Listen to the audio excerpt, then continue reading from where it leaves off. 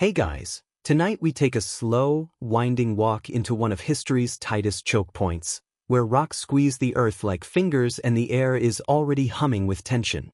You trudge along the narrow road to Thermopylae, and honestly, you probably won't survive this. But don't worry, we're doing it in your imagination, so your actual bones remain perfectly fine. The sun hangs low, orange-gold, casting long shadows on rugged cliffs, and each footstep crunches over dusty stones as if the mountain itself is whispering, "Are you sure about this?" You can almost hear distant flutes of the aulos playing off the hillsides, though it's probably just the wind teasing you.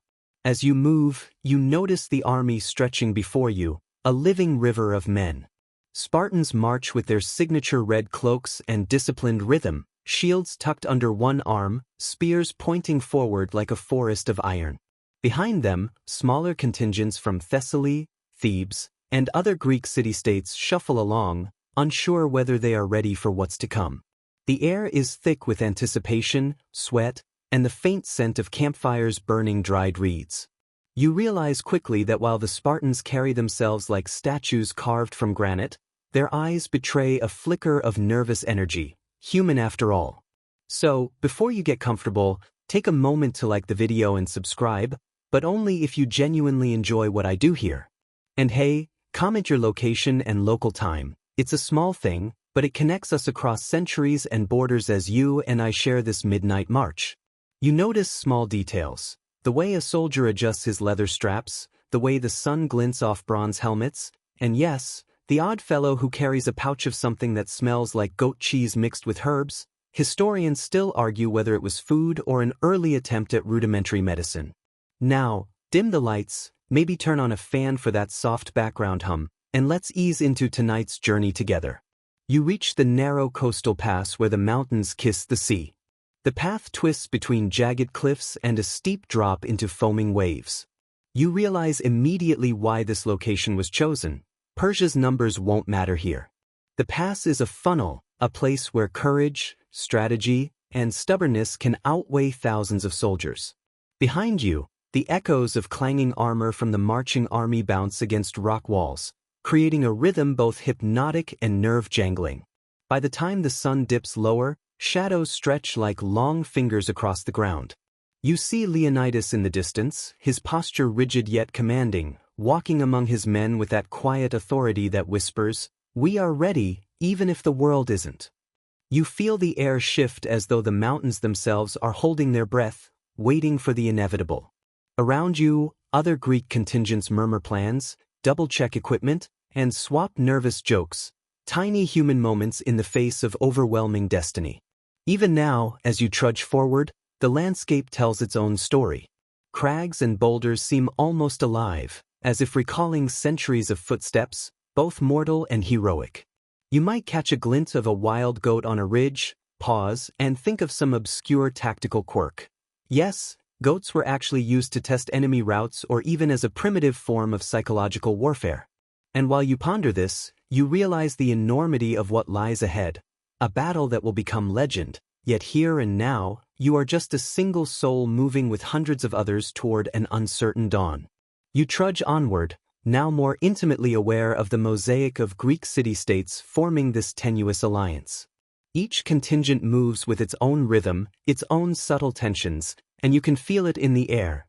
Pride, rivalry, and the quiet suspicion that not all of these men are entirely comfortable marching side by side. The Spartans, of course, lead with their trademark composure, but behind them, Thebans, Thespians, and other allies shift nervously, glancing at one another with silent questions. Will he hold? What? Historians still argue whether the cohesion of these Greeks was born more of necessity or of a shared sense of doom. They may have been united in theory, but reality is a little messier. As you walk, you notice subtle differences in armor, accents, and even gait. Some of the soldiers carry bronze shields, polished to a reflective sheen, while others lug wooden bucklers patched with leather. Spears vary in length and weight, yet each points toward the same invisible line, the Persian advance looming on the horizon. You probably wouldn't have guessed that underneath the rigid formations, whispered gossip and awkward jokes are passing between soldiers. Yes, even in the shadow of impending annihilation, humans cling to small comforts. You catch a thespian whispering about a friend's strange superstition, always keeping a frog's leg in his pocket for luck. Somehow, you smile, imagining a sea of hardened warriors sneaking little charms against an enemy that can't possibly be contained by superstition alone. Discussions swirl about strategy. Some Greek commanders argue about whether to hold the pass strictly at the front line, while others suggest falling back to more defensible positions deeper inland. You overhear debates. Historians still argue whether these internal disagreements helped or hindered the ultimate stand, but the tension is palpable. Leonidas, ever the steadying presence, walks among them calmly, placing a reassuring hand here, a brief nod there, as if reminding each man that bravery is not just instinct, but choice. You notice how he doesn't just command fearlessly, he embodies the philosophy that courage is a muscle exercised daily, even in the hours before death. The terrain itself begins to play its role. Narrow, rocky paths force units into tight formations, forcing reluctant allies to march shoulder to shoulder, their bodies brushing, their breaths mingling in a shared rhythm. You glance at the cliffs rising overhead, imagining what the Persian scouts must think. This landscape seems to defy numbers. And yet, you know that even the most disciplined alliance is fragile. One misstep could create a cascade of chaos. In these quiet moments, you find yourself marveling at human adaptability, how men from so many different cities and customs manage to blend into a single line of purpose. The sea laps rhythmically against the jagged coastline, almost like a metronome marking each heartbeat of the Greek army. You catch small, human details. A soldier smoothing his cloak against the dust, a boyish volunteer trying to adjust his oversized shield, a cook passing out stale bread, but all of it is tinged with the sense that these ordinary moments are about to be swallowed by history. You feel the subtle pride of participation in something larger than yourself, a collective pulse of determination that binds even wary allies together.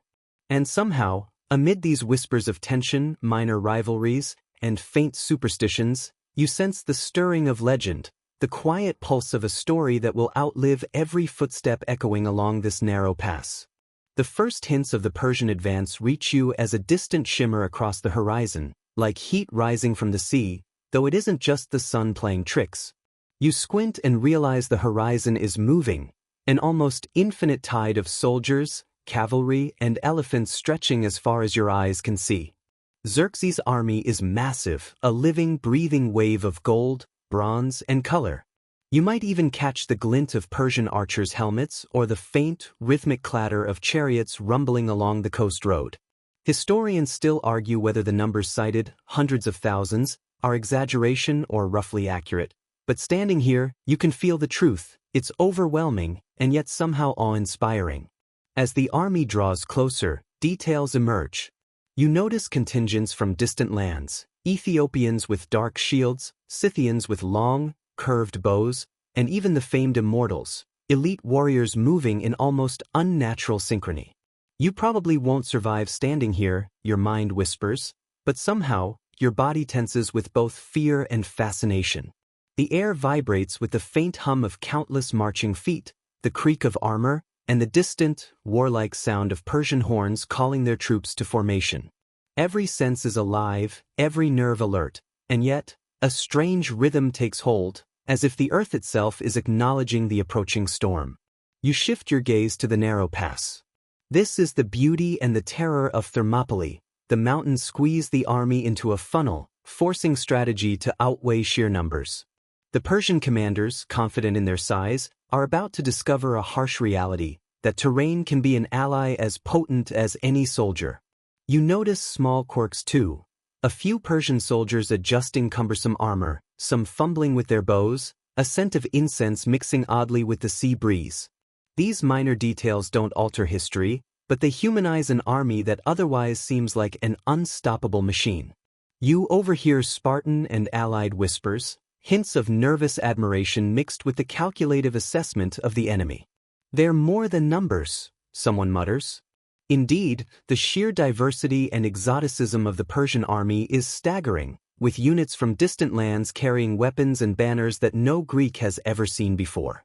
Some soldiers trade tales of distant battles, of elephants crushing trees and of chariots rolling over villages.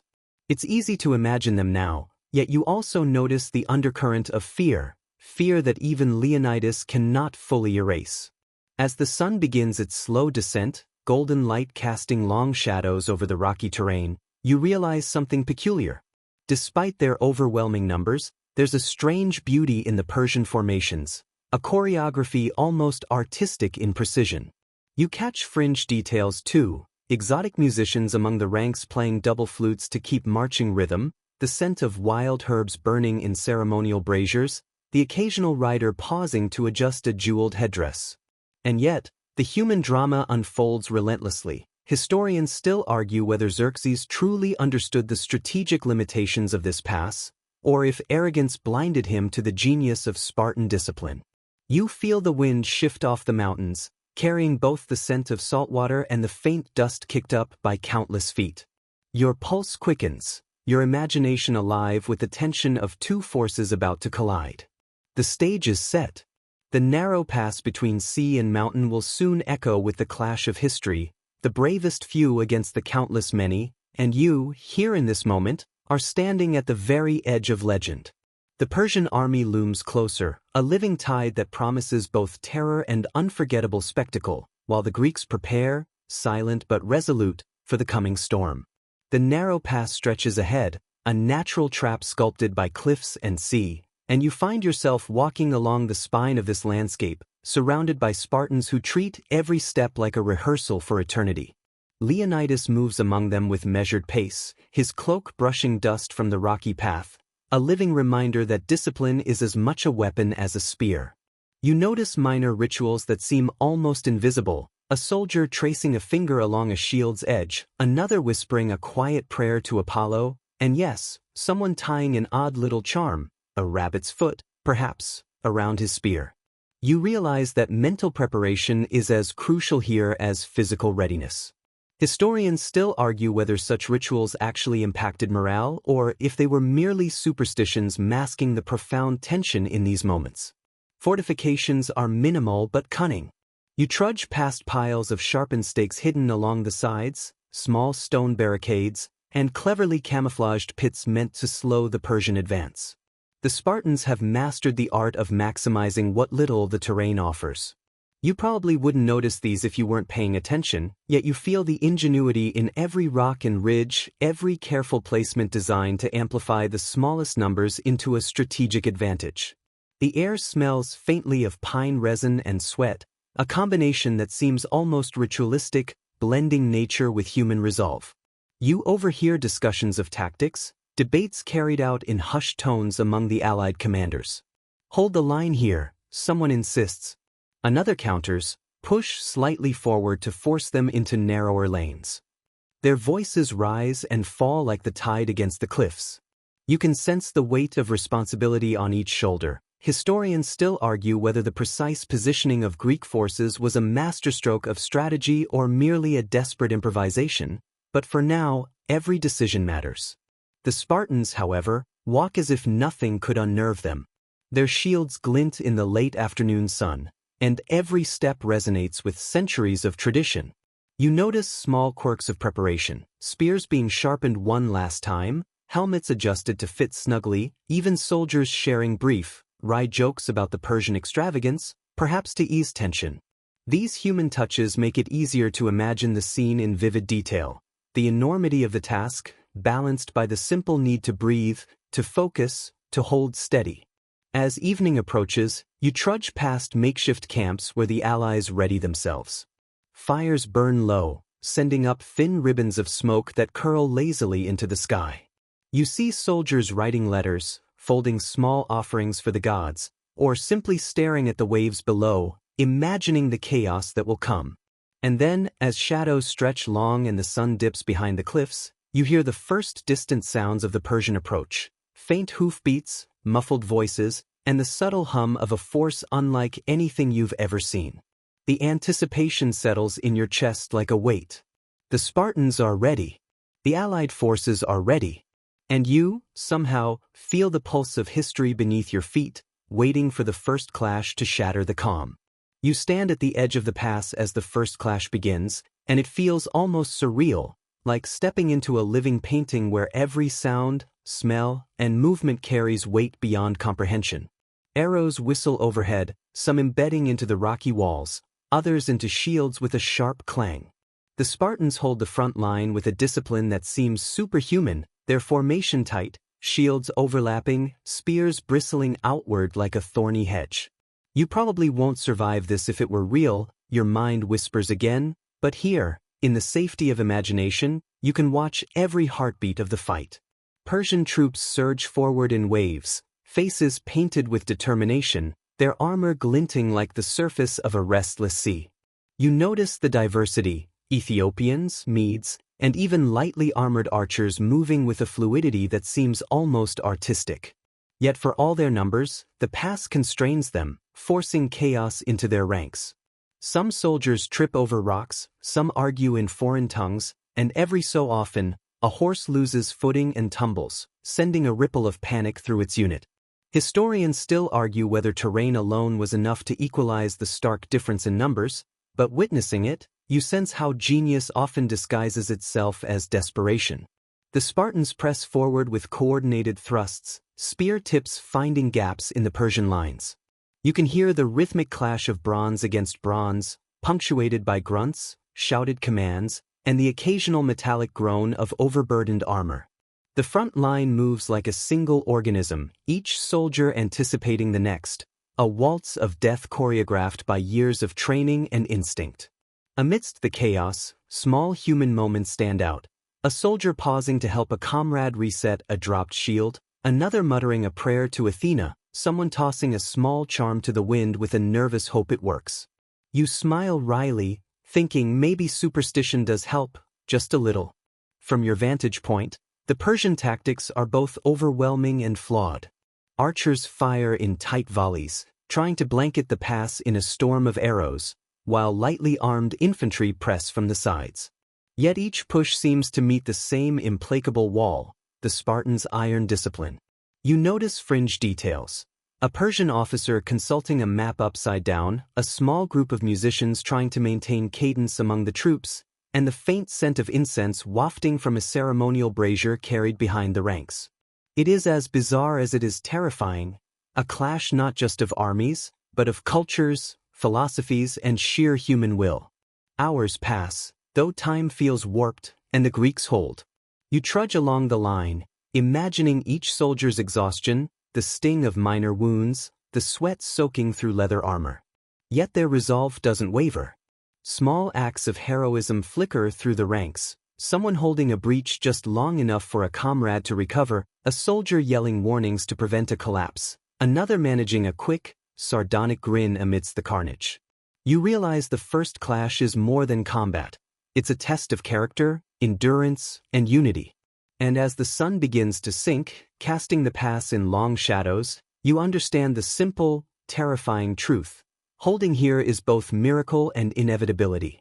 The story of Thermopylae is not just about numbers. It's about the human heart refusing to yield, no matter the cost. The day stretches on, and you trudge deeper into the rhythm of heroic holds, feeling the pulse of the Spartan line as if it were your own heartbeat. Each soldier moves with an almost meditative focus, spears thrusting in unison, shields interlocking like pieces of an unbreakable puzzle. You probably won't survive this, your mind teases, but here you are, witnessing courage condensed into human form. Between the intense clashes, you catch small, almost absurd details. A stray goat wandering near the cliffs, a soldier using a piece of cloth to swat at flies, and a young volunteer nervously polishing the tip of his spear as if that alone could change fate. Historians still argue whether these small rituals actually affected morale, yet they reveal the human side of warriors otherwise carved from granite. The Spartans' tactics are ingenious. They rotate exhausted men out of the line, use the narrow terrain to funnel larger Persian waves into manageable pockets, and exploit the uneven ground to trip the unwary. You notice the ripple of whispered commands, subtle gestures, and almost imperceptible nods that coordinate dozens of soldiers without breaking formation. Each act of courage or clever maneuver seems amplified by the sheer intensity of the moment. You feel yourself swept along in it, the thrum of shields colliding, the metallic scent of blood mingling with salt from the nearby sea, and the roar of distant Persian commands echoing against the mountains. Persian attacks continue relentlessly. Waves crash upon the Spartan line, arrows pepper the front, and archers attempt to outflank the defenders from the cliffs. You catch glimpses of unusual combatants, lightly armored Scythians with recurved bows, Median cavalry maneuvering along the slopes, and musicians trying to maintain a cadence that seems almost comical amidst chaos. Fringe tidbits, like the rumor of camels used as psychological warfare or exotic spices burning to ward off illness, surface in whispered stories along the Greek lines, highlighting the strange interplay of fear, ingenuity, and superstition. Despite overwhelming odds, the Greek hold remains solid. You notice the quiet moments of camaraderie that punctuate the brutal choreography. A soldier offering a quick word of encouragement, a Spartan sharing water with a Thespian, or someone muttering a sardonic remark to relieve tension. The human element, the stubborn, irreducible spark of individuality, is what makes their resistance feel almost superhuman.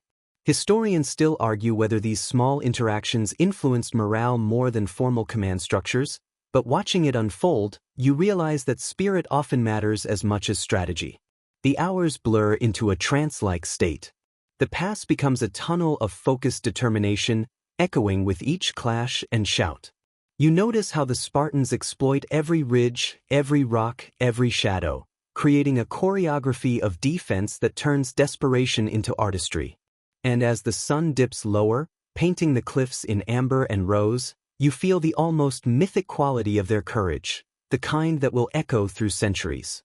In this rhythm, you recognize the heartbeat of legend itself, steadfast, relentless, and profoundly human. The air grows tense as whispers of betrayal ripple through the Greek lines. You hear it before you see it, a murmured warning, a shadow slipping along the mountain path above the pass. Ephialtes, the traitor, has revealed the secret route that allows the Persians to bypass the choke point. You probably won't survive this if it were real, your imagination warns, but here, you can feel the slow creep of inevitability without risking a scratch. The landscape itself seems to react. Jagged rocks and narrow trails, once allies in defense, now feel like accomplices to fate, funneling enemy forces behind your position. Historians still argue whether the betrayal alone determined the fall of the Spartans, or if the weight of numbers was always going to crush them eventually. You watch the Greek commanders react, tension radiating from every movement. Leonidas, ever composed, processes the news with a quiet intensity. You notice subtle gestures, a hand brushing dust from his cloak, a brief glance at his soldiers, and a calculated assessment of what must be done next.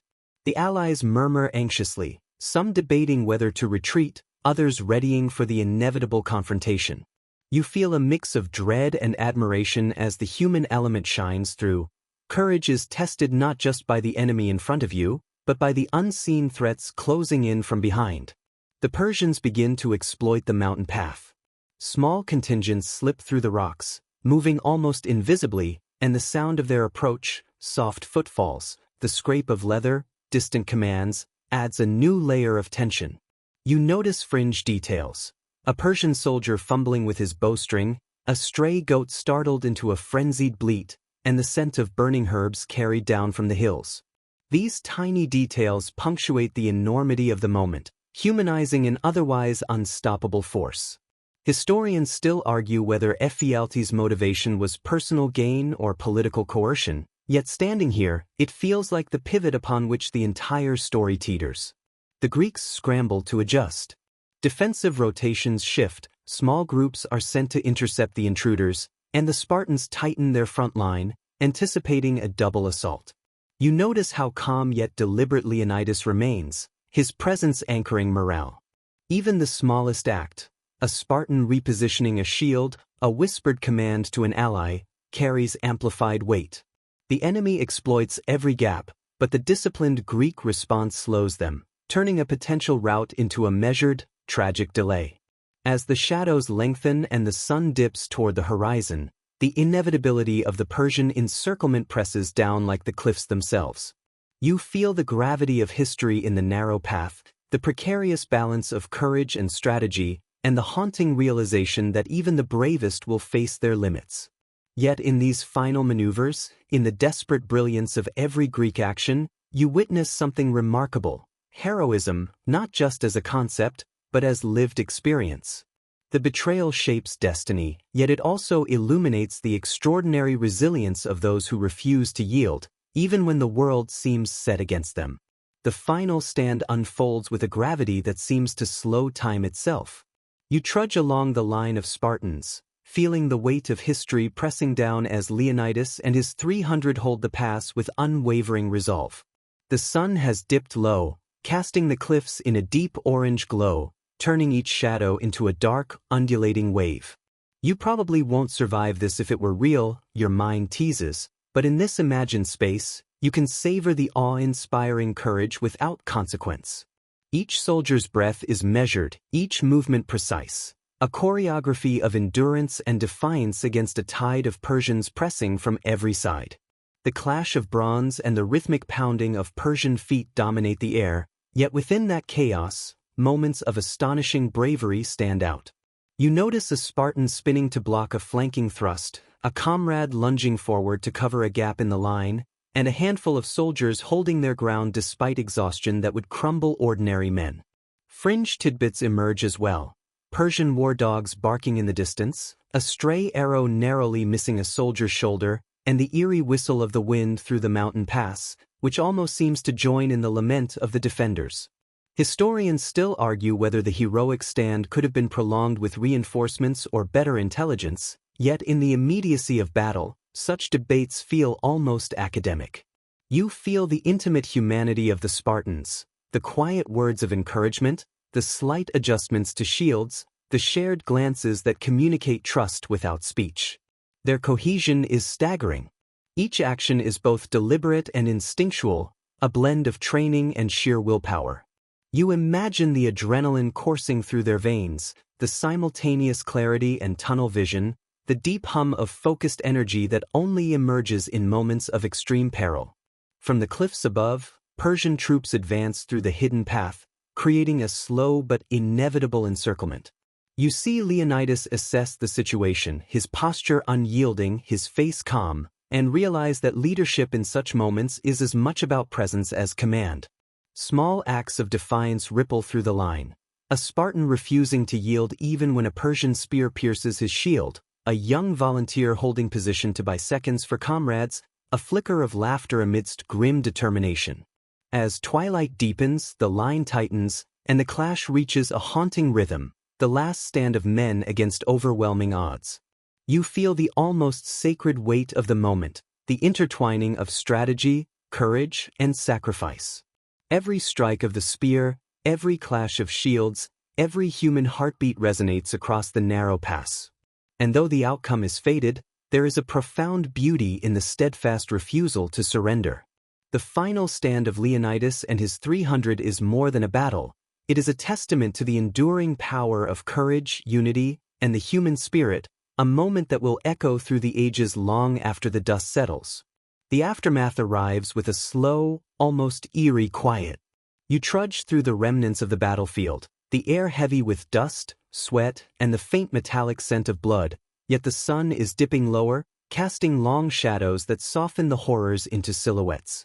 The surviving Greek forces regroup, weary and battered, their movements sluggish yet determined.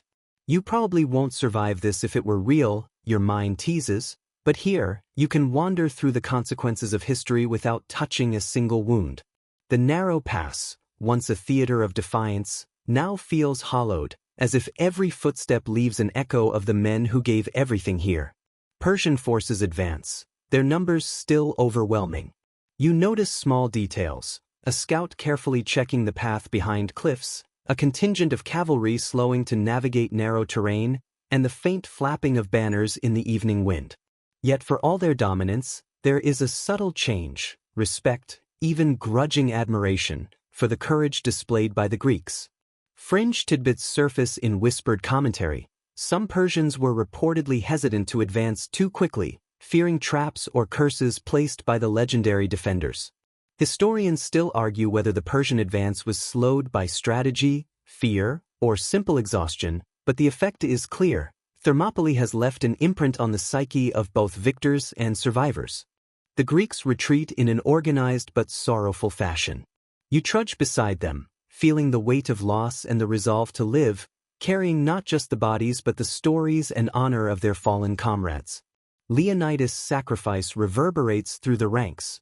His presence is now more legend than man. Even small gestures, a soldier tending to a comrade's scrape, a whispered prayer for the dead, a shared ration of bread, illustrate resilience amidst despair. You notice how this unity, born in the crucible of combat, will ripple through Greek society in the days to come, shaping alliances, morale, and the collective understanding of heroism. The physical terrain mirrors the emotional landscape. Rocks and cliffs seem quieter, the waves along the coast less urgent, as if the mountains themselves are holding their breath in respect. You notice tiny details: a bird perched atop a ridge, a stray dog wandering among the soldiers, and the subtle shimmer of the sea under the fading sun. These quiet observations highlight the contrast between the intensity of the battle and the stillness of its aftermath. Historians still argue whether the psychological impact of Thermopylae contributed more to Greek unity than any military strategy, yet as you trudge along, you feel the answer in the resilient heartbeat of those who survived.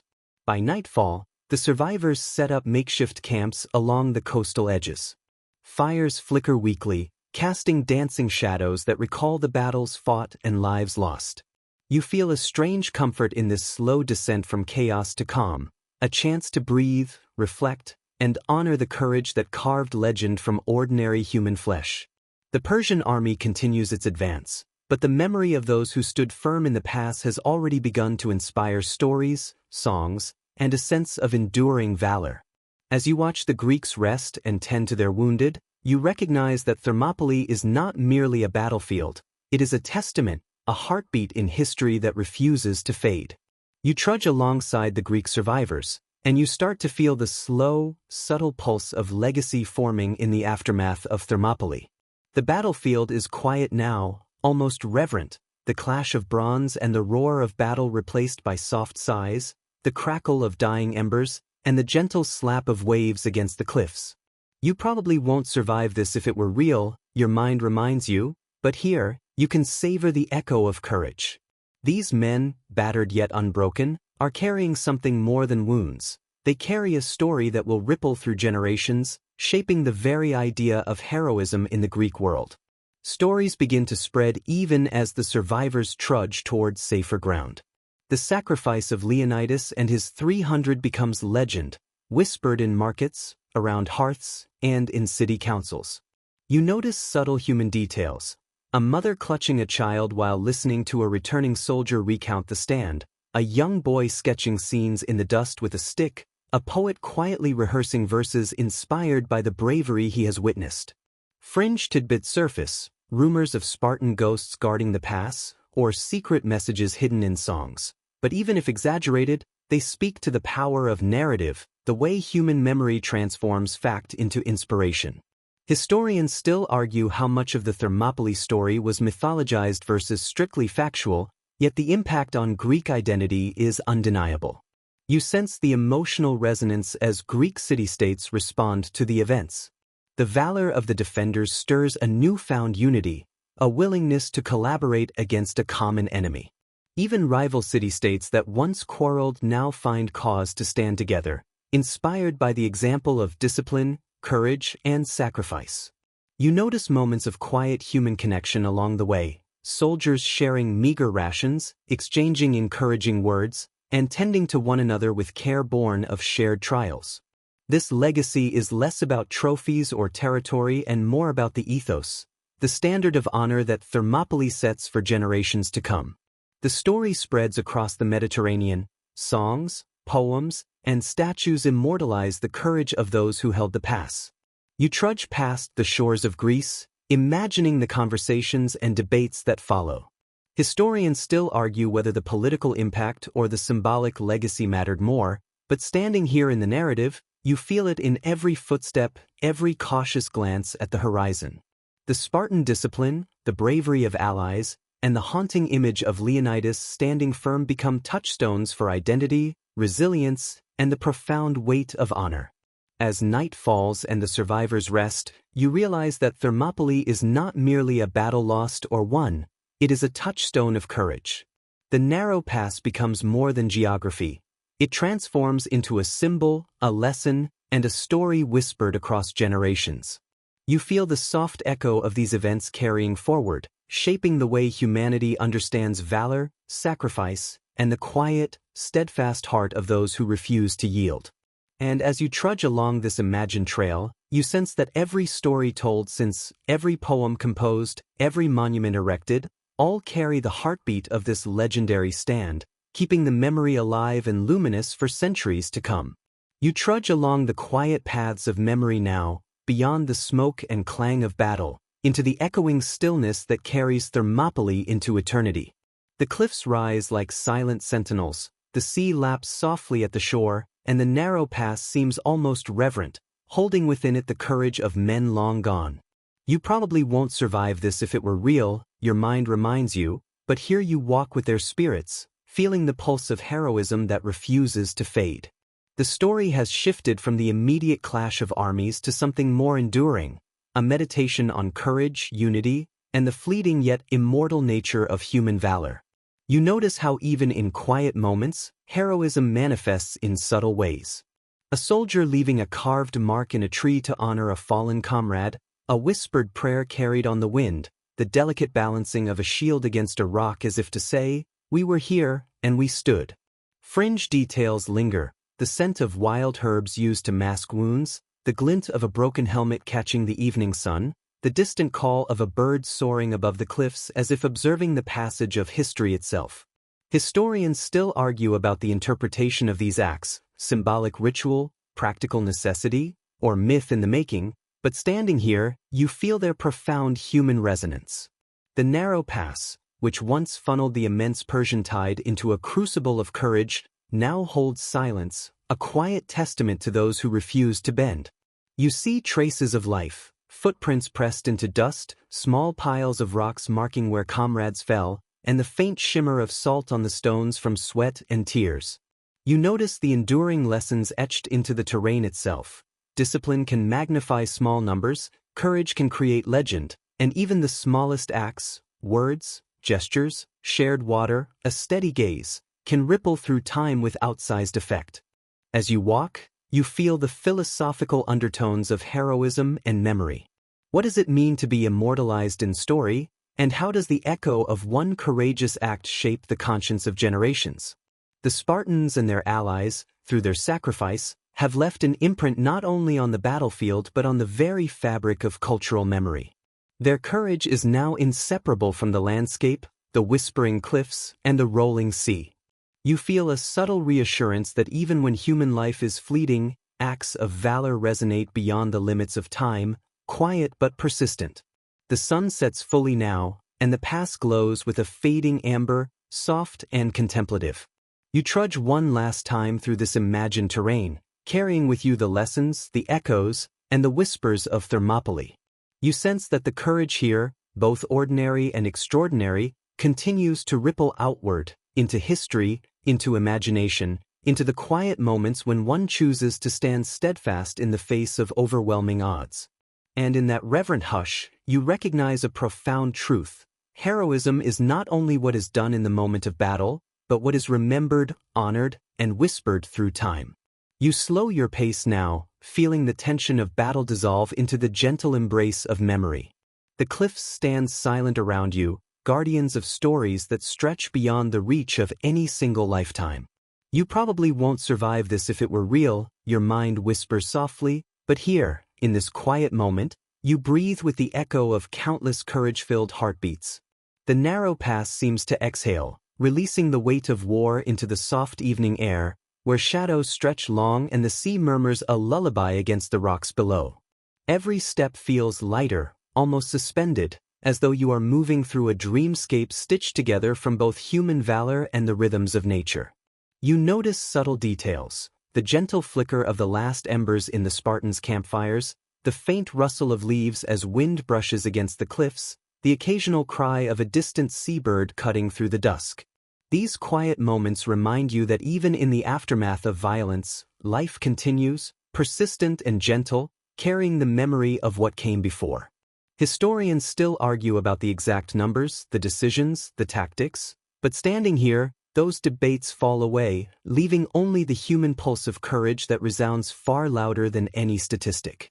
You feel yourself blending with the landscape, footsteps echoing softly against stone and sand, heart attuned to the rhythm of history as it stretches beyond the narrow pass.